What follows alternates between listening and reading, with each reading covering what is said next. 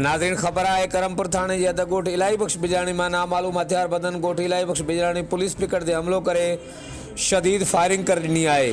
Firing के नतीजे में ड्यूटी कंदड़ अहलकार हाकिम खोसो थॾे ते शहीद थी वियो। हथियार बंद फरार थी विया। वाक़िसब इलाइक़े में खौफ़ हिरास छायल आहे। नाज़रीन ख़बर शेयर कयूं पिया करमपुर थाने जे अध ॻोठ इलाही बख़्श बिजराणी में नामालूम हथियार बंदन ॻोठ इलाही बख़्श बिजराणी पुलिस पिकट ते हमलो करे शदीद फायरिंग कर ॾिनी। फायरिंग के नतीजे में ड्यूटी कंदड़ अहलकार हाकिम खोसो थॾे ते शहीद थी वियो। हथियार बंद वाक़े वारे हंध खां फरार थी वञण में कामयाब थी विया। वाक़े सबब इलाइक़े में खौफ़ ऐं ॾाका वारी सूरत हाल आहे। वक़्तु आगाहण लाइ ॾिसंदा रहो JDN वेब न्यूज़ करमपुर।